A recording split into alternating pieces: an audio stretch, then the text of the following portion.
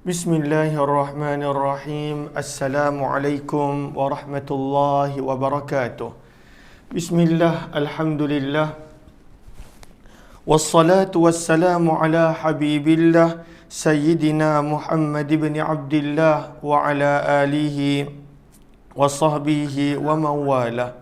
Subhanaka la ilma lana illa ma 'allamtana innaka antal alimul hakim. ولا حول ولا قوة إلا بالله العلي العظيم. اللهم رب اشرح لنا صدورنا ويسر لنا أمورنا واحلل عقدة من ألسنتنا يفقه أقوالنا. اللهم فكهنا في الدين وعلمنا التأويل. اللهم ألهمنا مراشد أمورنا وأعذنا من شرور أنفسنا برحمتك يا رب العالمين والحمد لله رب العالمين. Alhamdulillah, thumma alhamdulillah. Apa khabar sahabat-sahabat semua? Selamat petang, salam pertemuan dalam program Hamba Ilahi siri yang ke-474, di mana dalam pertemuan ini kita akan berkongsi membaca daripada kitab Al-Adhkar karangan Imam An-Nawawi rahimahullahu ta'ala. Mudah-mudahan ada sedikit sebanyak pengajaran, ada sedikit sebanyak amalan yang kita boleh bawa dalam kehidupan seharian kita. Apa kata kita mulakan pertemuan kita seperti biasa dengan kita perbetulkan dahulu niat. Moga-moga apa jua yang kita lakukan adalah kerana Allah Subhanahu wa ta'ala. Nawaitu ta'alluma wa ta'lim wa tadhakkura wa tadhkir wa naf'a wal intifa' wal ifadata wal istifada wal hatha ala tamassuki bi kitabillah wa sunnati rasulillah sallallahu alaihi wasallam wa du'ai ila al-huda wa dalalati ala al-khair ibtigha'a wajhi الله ومرضاته وقربه وثوابه آمين آمين يا رب العالمين. Mohon jasa sebaik sahabat-sahabat untuk bantu share, bantu untuk kongsi, bantu untuk sebar luas. Mudah-mudahan lebih ramai yang beroleh manfaat insya-Allah. Ahlan kaki kurus, waalaikumsalam. Kemudian Cahaya Kasih CQ, Haniyah Hashim, ahlan Hisham, Yam Muhammad dan juga semua sahabat-sahabat lain yang berada di TikTok, di FB pula ahlan Nura Mak Darus, Galid Spirit, Yaya Lia, Kati Khairuddin, Rina Khairil, Bunga Lawang, Zahra Alias, Rozana Aziz, Maya Sari, Serina Abdul Rahman, Zianab binti Husin Nab, Siha Cika, Ruzia Ma'aruf, Norma Hani, Amin Rumaf, Aisyah Uthman, Kak Langsu, Norisawan Hassan, Zaliha Kamaruddin, Zuraini Harun Aini, Zahini Wahid, ahlan Jura Azlin Sofian, Syed Ahmad, Siti Zabidah Hassan, Kak Long, Selamah PK Muhammad, Zalila, Jamila, Rohani Adam, Wan Najiha, kemudian Ummi Zayhadi, Nur Ashikin, Maisun Muhammad Rafi, Abdul Rahman, Mazia Tirun, Muslimah Mahmud, Galid Spirit, Sana Ladis, Fauzan Muhammad, Maya Sari, Zuraida Uthman, Ali Lili, ahlan juga Ramina's Kitchen, terima kasih, Zakia Muhammad Nin, Az-Zahra, Arif Taib, serta Faridah Ismail, Fauziatun Mad Isa, Masriya Maria, Himayatul Husna dan juga semua sahabat-sahabat yang lain. Ahlan kepada semua. Mohon jasa sebaik sahabat-sahabat untuk bantu share, bantu untuk kongsi, bantu untuk sebar luas. Mudah-mudahan lebih ramai yang beroleh manfaat insya-Allah. Kita telah tiba pada bahagian yang terakhir kitab Al-Adhkar, di mana Imam Nawawi menyebut selepas daripada perbahasan tentang istighfar, beliau nak kongsikan lebih kurang 30 hadis yang beliau dah kongsikan pada banyak juga catatan dan penulisan beliau yang lain. Yang mana 30 hadis ini kita patut pegang. 30 hadis ini kita patut jadikan sebagai madar, sebagai asas dan sandaran dalam kehidupan kita. Mudah-mudahan dengan itu menjadikan kita dapat menjalani perintah Allah Subhanahu wa taala dengan sebaik-baiknya. Maka semalam hadis yang beliau telah kongsikan yang pertama yang penting adalah berkenaan tentang innamal a'malu binniyat. Sesungguhnya amalan dan perbuatan pada waktu itu diberikan pahala, diberikan pada waktu itu balasan bergantung kepada niat yang dilakukan. Ke hadis yang kedua, lalu kita dah selesai dah hadis yang pertama. Hadis yang kedua, Imam Nawawi membawakan hadis yang terkenal di mana baginda Nabi sallallahu alaihi wasallam bersabda. Hadis yang kedua adalah hadis riwayat Bukhari dan juga Muslim. Sabda Nabi sallallahu alaihi wasallam, an Aisyah radhiyallahu anha qalat, qala Rasulullah sallallahu alaihi wasallam, daripada Ummul Mukminin Sayyidatina Aisyah radhiyallahu anha, beliau berkata bahawa Nabi sallallahu alaihi wasallam bersabda, man ahdatha, barang siapa yang membuat, ahdatha yang membuat, ai ansya'a waqtara'a, barang siapa yang membuat, barang siapa yang mereka-reka sesuatu yang baru, fi amrina, dalam perkara agama kami ini, ma laisa minhu, yang tidak berasal daripada agama. Minhu kembali kepada amrina, yang tidak berasal daripada urusan kami, yang tidak berasal daripada sesuatu kaedah yang boleh dikeluarkan daripada Quran, hadis dan sebagainya. Maka sabda Nabi SAW, fahuwa raddun, maka amalan tersebut adalah ditolak. Lalu sesuatu amalan yang baru yang tidak ada asas daripada agama, maka amalan itu raddun, adalah amalan itu tertolak. Lalu ma laysa minhu, sesuatu yang baru yang tidak ada asas daripada urusan kami, daripada agama, maka pada waktu itu ditolak. Maka di sini para ulama bincangkan apakah maksud ahdatha di sini.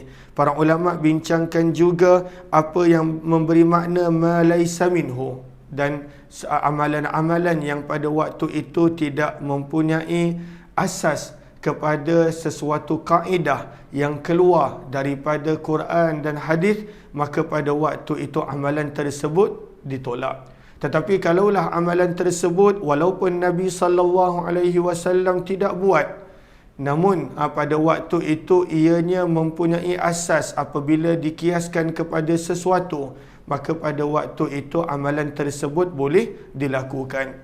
Lalu ma laysa minhu bukanlah bermaksud secara umum apa yang Nabi sallallahu alaihi wasallam tak pernah buat.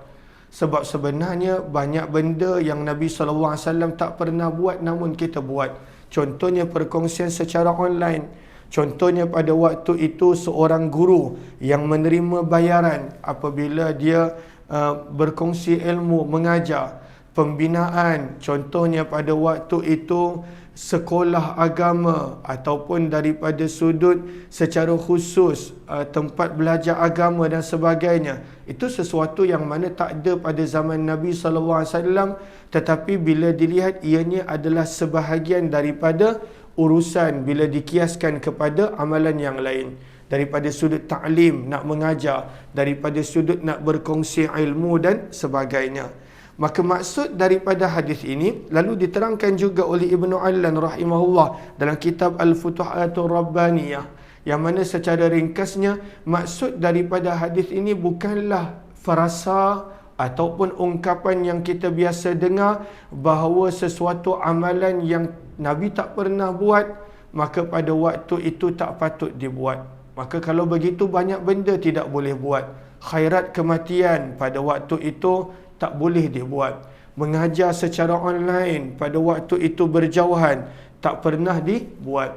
Tetapi maksud daripada ma laysa minhu adalah perkara-perkara yang walaupun dengan qiyas, maka pada waktu itu tidak ada sumber di dalam agama, tidak menepati pada waktu itu Quran, hadis, ijma' dan juga qiyas, yang mana ini merupakan 4 dasar yang disepakati oleh para ulama dalam nak menentukan hukum sesuatu perbuatan dan amalan. Maka kalaulah seseorang itu mereka sesuatu pada urusan agama kami ini, ma laisa minhu, yang mana perbuatan itu tidak ada kaitan dengan urusan agama ini, fahuwa raddun, maka amalan tersebut ditolak. Dan perbahasannya panjang, dikongsikan oleh Ibnu Allan rahimahullahu ta'ala. Sehingga dibawakan alhasil annal bid'atal hasanah muttafaqun ala nadbiha. Benda-benda baru yang pada waktu itu hasanah baik, para ulama sepakati tentang keharusan untuk melakukannya. Dan diterangkan apakah itu bid'ah hasanah dan sebagainya. Ini adalah perbahasan yang mana tak dapat kita nak kongsikan sepenuhnya di dalam perbahasan kitab Al-Adhkar ini. Hadis yang kedua adalah berkenaan tentang halal, haram dan perkara yang syubhah. Maka dibawakan hadis yang kedua, hadis yang ketiga minta maaf. Kata Imam Nawawi, hadis yang kedua adalah daripada Nu'man bin Bashir radhiyallahu taala anhu, di mana beliau berkata, sami'tu Rasulullah sallallahu alaihi wasallam, aku telah mendengar baginda Nabi sallallahu alaihi wasallam bersabda, innal halala bayyin, sesungguhnya yang halal itu telah jelas. Yang halal itu telah jelas. Wa innal harama bayyin, dan sesungguhnya yang haram pun telah jelas. Al-Quran, hadis, ijma' dan qiyas pada waktu itu menerangkan yang halal itu jelas, yang haram pun adalah jelas. Dan perkara yang halal lebih banyak daripada yang haram. Perkara yang kita boleh buat, yang harus, yang pada waktu itu dibenarkan untuk dilakukan dalam kehidupan ini adalah lebih banyak daripada perkara yang Allah tak benarkan, yang Allah larang untuk dilakukan. Tapi kadang-kadang itulah sifat manusia. Benda yang tak boleh, itu yang pada waktu itu dia nak buat. Benda yang dilarang, maka pada waktu itu itulah perkara yang nak dipertikaikan. Maka yang halal itu adalah jelas. Dan yang haram pun adalah bayyin pada waktu itu jelas. Syekh Yusuf Al-Qardawi yang baru meninggal dunia baru-baru ini, beliau ada menulis kitab yang khusus bertajuk Halal dan Haram. Okey. Seterusnya, sabda Nabi SAW, wa bainahuma umurun mushtabihat, dan antara keduanya, iaitu di antara batasan halal dan juga batasan haram, itulah perkara yang dipanggil sebagai mushtabihat, sebagai sama-sama. Yang mana mushtabihat ini, sabda Nabi SAW, sifatnya adalah la ya'lamuhunna kathirun minan nas, kebanyakan orang pada waktu itu tak mengetahuinya. Maka kena berhati-hati. Yang kita kenali sebagai syubhah. Maka perkara yang syubhah pada waktu itu ianya perkara yang pada waktu itu patut ditinggalkan. Apakah syubhah? Wa huwa kullu ma laysa biwadihil hilli wal hurmah. Maka kata Ibnu Alan, syubhah adalah setiap perkara yang tidak jelas kehalalannya dan tidak jelas keharamannya, dan pada waktu itu dalil-dalil menjadikan ianya pada waktu itu samar. Benda yang syubhah. Dan benda yang syubhah ni, sabda Nabi, la ya'lamuhunna kathirun minan nas, kebanyakan daripada orang tak tahu tentangnya.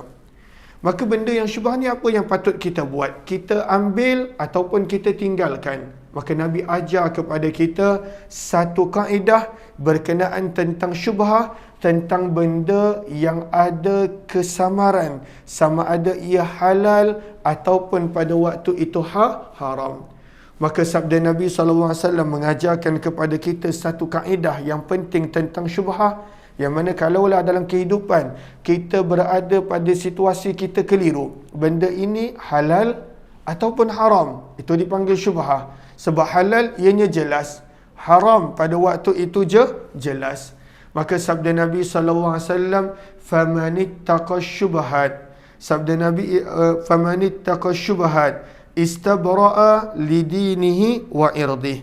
Sabda Nabi SAW, barang siapa yang bertakwa ataupun berhati-hati ataupun meninggalkan perkara yang syubhah, perkara yang sama-sama, istabra'a, maka dia telah berlepas diri untuk agama dan pada waktu itu kehormatannya. Lalu Nabi SAW ajar kepada kita satu kaedah. Apakah dia? Benda yang syubhah tinggalkan. Bila tinggalkan benda yang syubhah, agama selamat dan pada waktu itu diri kita pun selamat. Istabra'a, dia pada waktu itu telah menyelamatkan diri dan pada waktu itu kehormatannya. Sebaliknya, orang yang pada waktu itu dia tak ambil indah tentang syubhah, dia buat je benda yang syubhah, dia lakukan sahaja benda yang syubhah. Dia kata, benda ni syubhah, belum lagi haram, tak apa, buat je.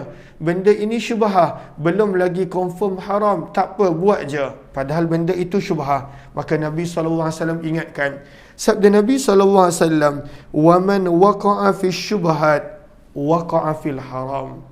Orang yang mana menjebakkan diri, menjerumuskan dirinya ke dalam perkara yang syubhah, pasti dia akan terjerumus ke dalam yang haram. Berhati-hati. Orang yang pada waktu itu diambil ringan. Benda ni tak confirm lagi haram. Dan dalam masa yang sama tak confirm pun benda ni halal. Benda ni syubhah, sama-sama. Dan dia kata tak apa, syubhah boleh buat, belum lagi haram. Haram baru tinggalkan. Orang yang ambil rendah tentang syubhah dan dia pada waktu itu lakukan, sabda Nabi SAW, waqa'a fil haram, dia pasti akan terjerumus ke dalam melakukan yang haram. Tinggalkan pada waktu itu syubhah. Benda-benda yang sempadan, yang sama-sama dengan haram, tinggalkan. Maka Nabi SAW pada waktu ini memberikan perumpamaan supaya kita mudah faham. Supaya kita mudah faham. Jangan tertipu dengan ajakan nafsu. Jangan tertipu dengan keinginan diri. Maka Nabi SAW bagi contoh supaya kita faham. Karra'i yar'a hawlal hima yushiku an yarta'a fih. Maka sabda Nabi SAW seperti seorang pengembala kambing. Pengembala kambing. Maka pengembala kambing ni dia ada kambing dia. Dan dia suka mengembala kambing dia dekat kawasan, dekat sempadan kawasan larangan. Zaman dulu ada kawasan larangan yang orang luar tak boleh masuk mengembala. Kerana itu milik raja ataupun milik orang tertentu, yang mana siapa masuk akan dijatuhkan hukuman. Dipanggil Al-Hima, kawasan larangan. Tapi apa dia buat? Dia pun bawa kambing dia. Dia pun bawa kambing dia.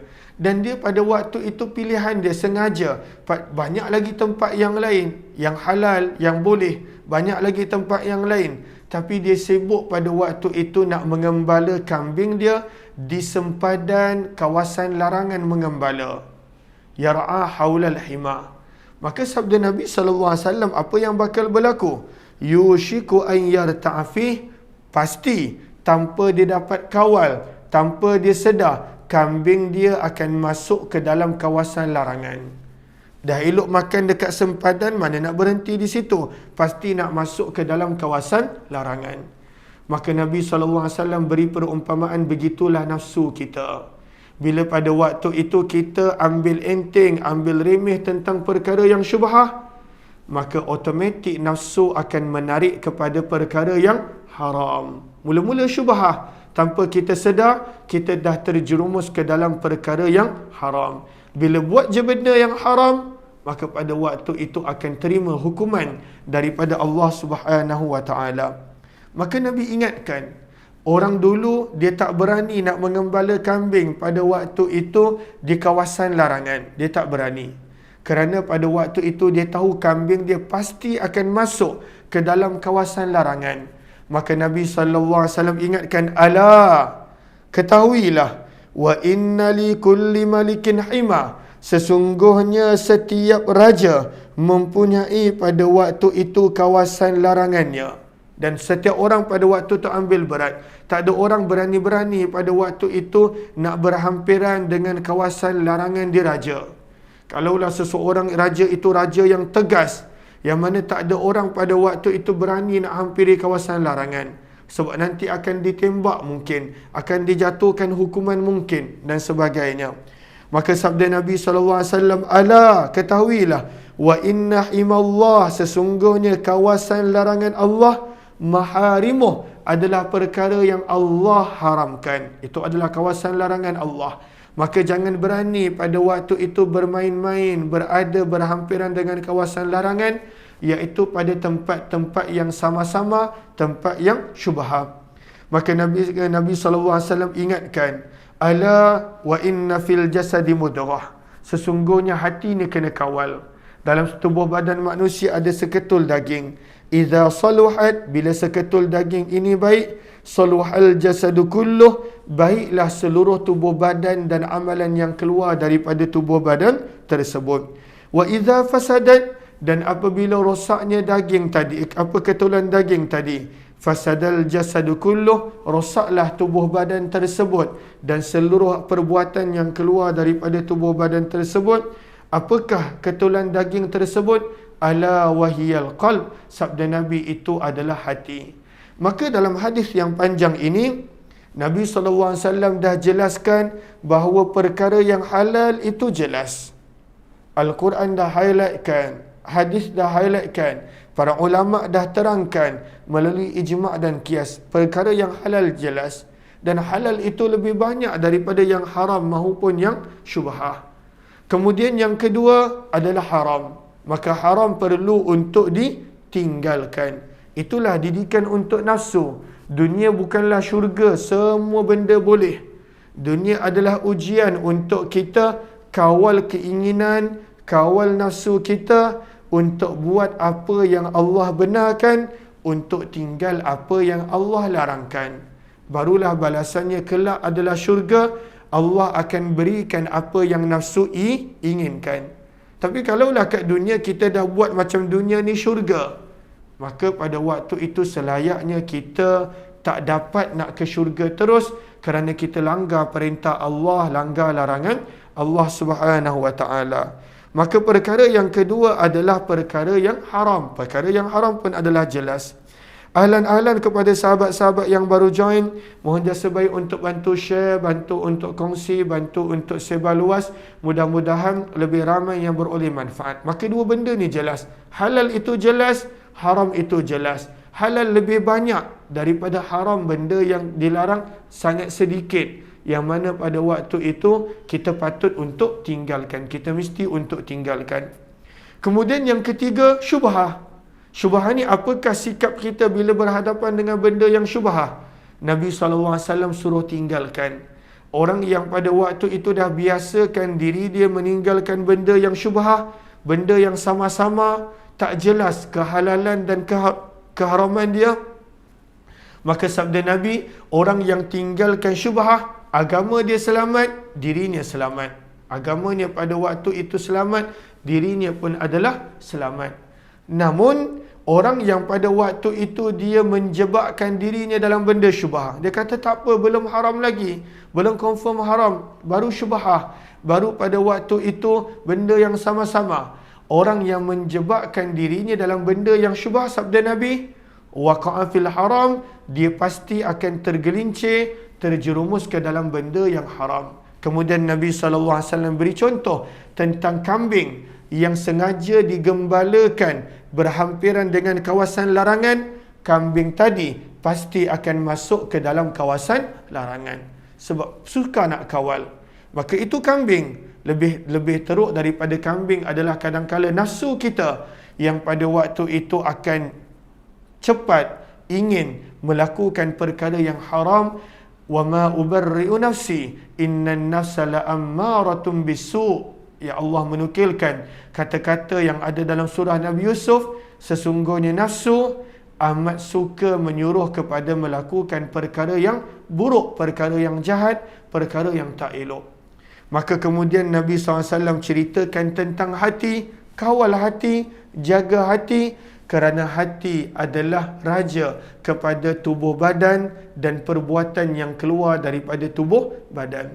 Maka kenapa disebutkan tentang hati selepas halal dan haram? Kerana hati pada waktu itu berdasar kepada halal dan haram yang kita lakukan. Bila kita biasakan pada waktu itu dalam kehidupan kita dengan benda yang haram, maka hati pun pada waktu itu tertarik dengan benda yang tak elok. Bila kita biasakan diri kita dengan perkara yang halal, maka pada waktu itu hati kita akan menjadi hati yang elok. Riwayat yang keempat adalah berkenaan tentang ciptaan tubuh badan manusia di dalam rahim ibunya, dan berkenaan tentang 4 perkara yang telah dicatat ketika mana masih berada di dalam kandungan ibu dia, dan beberapa perkara yang lain. Hadis ni panjang, Hadis ini kita sambung esok insya-Allah.